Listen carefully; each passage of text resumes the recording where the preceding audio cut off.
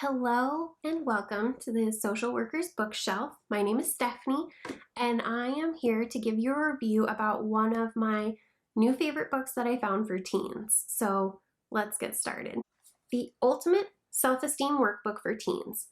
This is one of the books that I had purchased a few months ago when I first wanted to get started with teen groups. I needed some ideas because I never had done teen groups other than at one of my internships, but this was going to be guided more from me and another intern. So I purchased this book because we were focusing on self-esteem and thought it was kind of perfect. So I'm very excited about this book because I absolutely love all the ideas that they had in here. The graphics are amazing and the ideas and the activities I thought were really good. So let's dive in and I'm going to point out some of my favorite features of this book. Okay, the Ultimate Self-Esteem Workbook for Teens, Overcoming Security, Insecurity, Defeat Your Inner Critic, and Live Confidently. Super excited for this book. I really enjoyed it when I have used it so far with groups and individuals. So wanted to show you the contents. Super easy, broken up into pretty much two sections.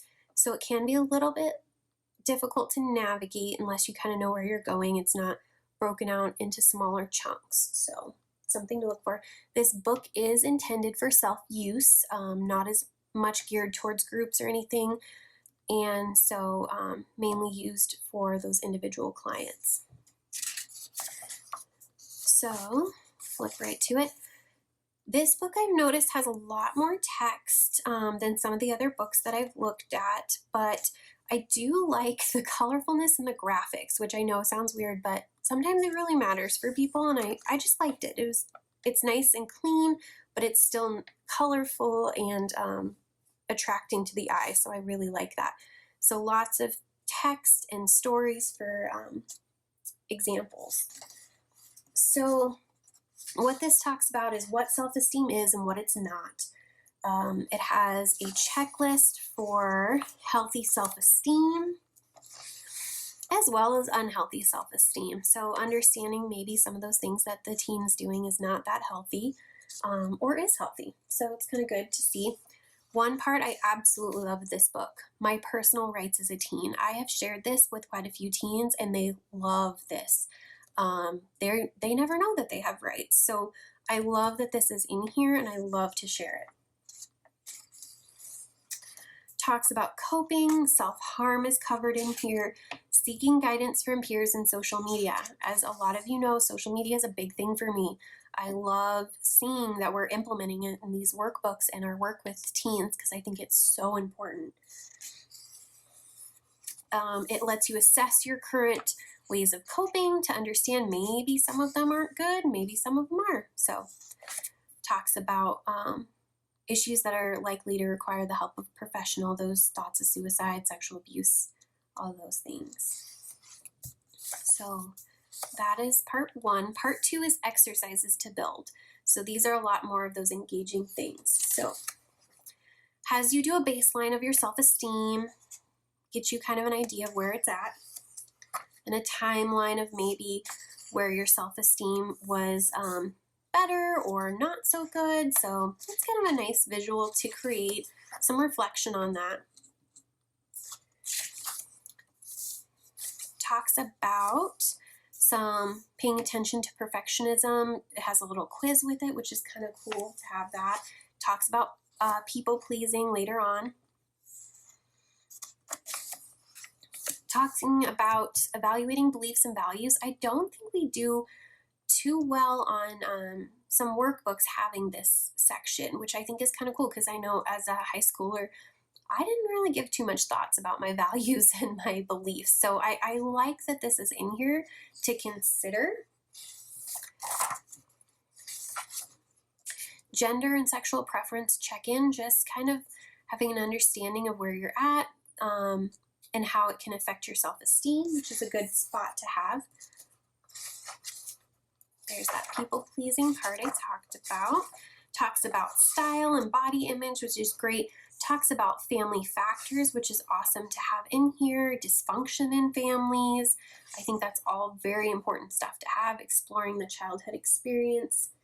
Again, great stuff to have in here. It talks about knowing your network. It's knowing what family members or other support people you can go to when you need to, and also talking about who impacts your self-esteem, whether negatively or positively. So that's a cool little graphic I really like to use.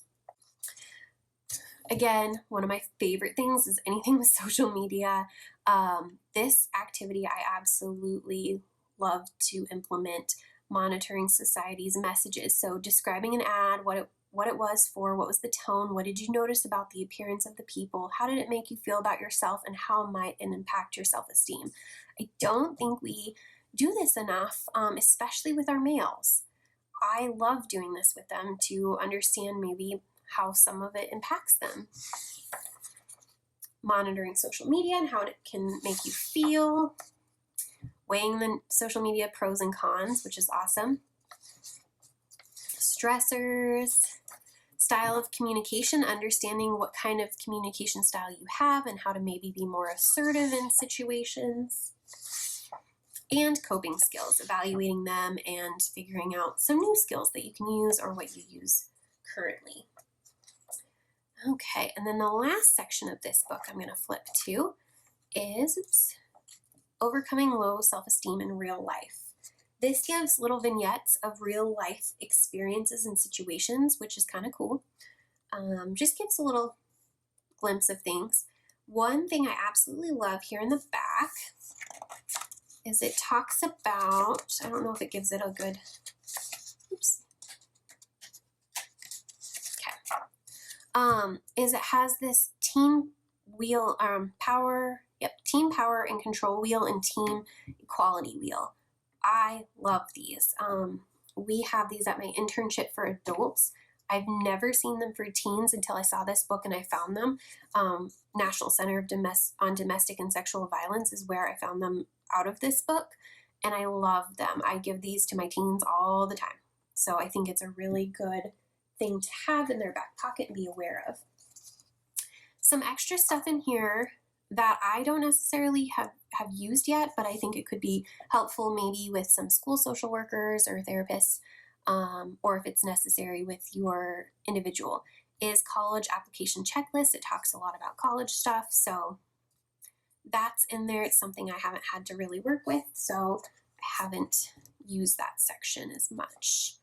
And then it also gives a lovely amount of resources and different resources for different things, which I really like, and for parents as well.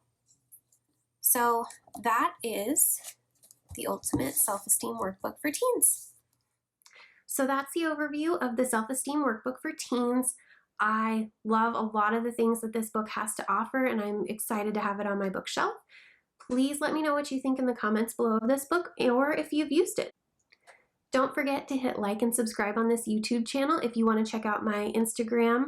It is the Social Workers Bookshelf, and check it out. Thanks, guys.